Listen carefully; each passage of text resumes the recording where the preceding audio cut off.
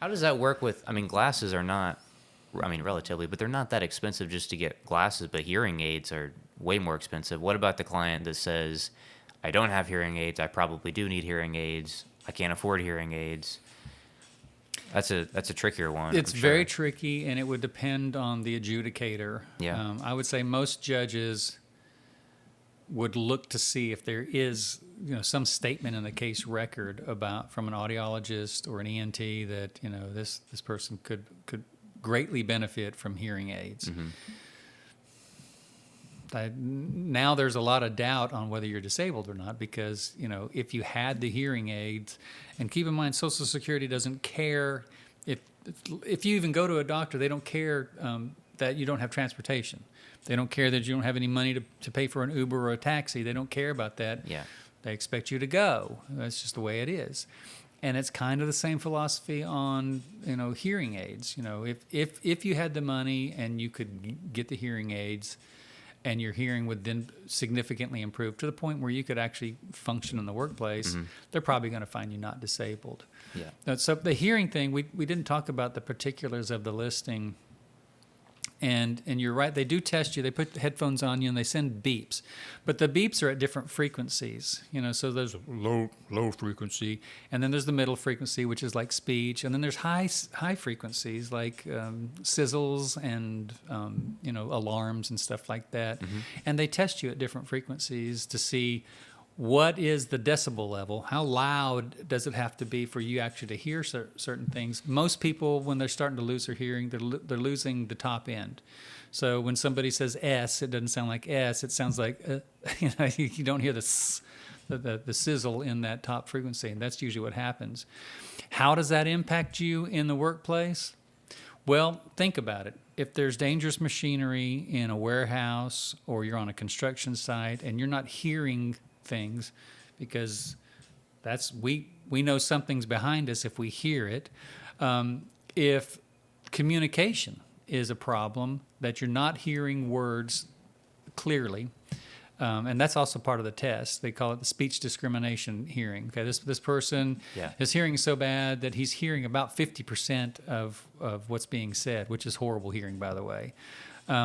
So if the speech discrimination is really low, the audio testing is really low, but you don't meet the listing, then the way to argue that would be in a workplace, in any kind of workplace, this individual could not interact well enough due to speech difficulty. I'm not hearing 50% of what my boss just told me, or I'm in a warehouse that I hear noise. There's noise all the way, and therefore I can't make out that somebody is actually talking to me because the background noise, it kind of meshes in with their speech, which, by the way, that's one of the most common problems with hearing loss is that the ability to kind of push out that background noise and listen to what's actually what you're wanting to listen to, it's almost impossible when you have a horrible hearing disorder. Everything is just the same, and it's just inundating you, and you just can't make things out. But if that was the case, then I would say not only is it debilitating, it's disabling. Yeah. That's how we'd argue that if it didn't meet the listing. Yeah. I think I answered that question. I mean, Yeah. Yeah. With the hearing aid thing, I just thought of that because I never really thought about that before. yeah, and it's the same thing as glasses. You're right.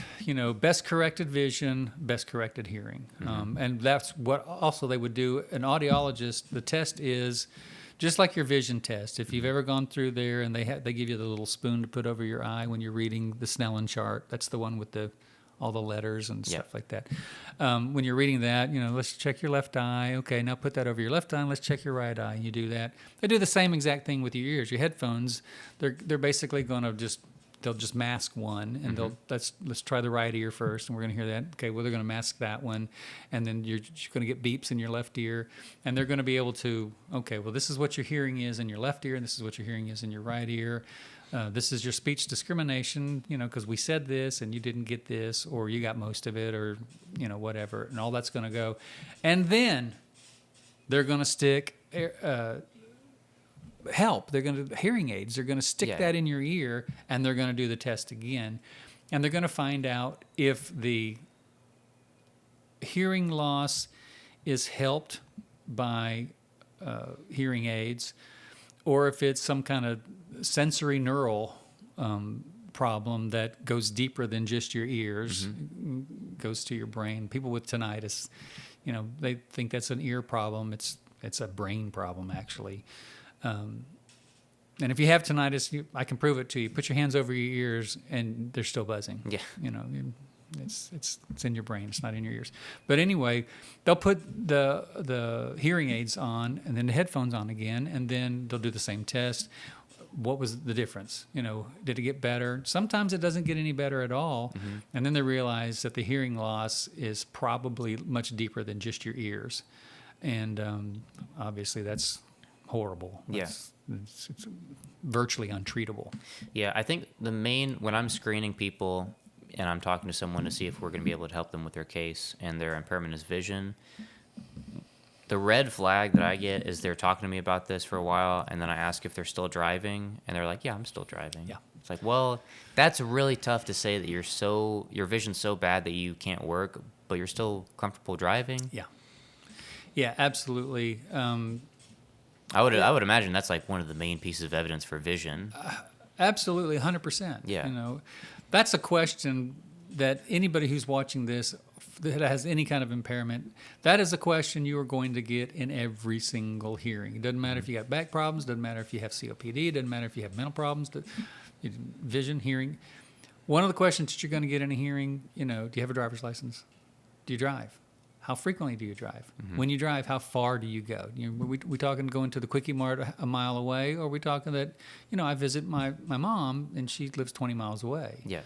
You're going to get those questions. And sure enough, if you answer, well, in our intake, if you answer the question that you're able to drive, it's like, it's not really indicative of somebody who's disabled if you have vision impairments, but you're able to drive. Yeah, and then on the flip side, for me, that's like the red flag. The green flag, per se, would be someone is 56 years old. They told me that they've driven a semi truck for their entire life, and now they lost their license because they can't see anything. Their vision is so bad. That follows. That's a really, again, it's not an easy case, but that's a straightforward case. That's a great case. Yeah. Yeah. I would take 100 out of 100 of those. Yeah. Absolutely. Yeah. Yeah. If you have a question about your disability case, give us a call at 615-453-9151 Monday through Friday, or click the link in the description of this video.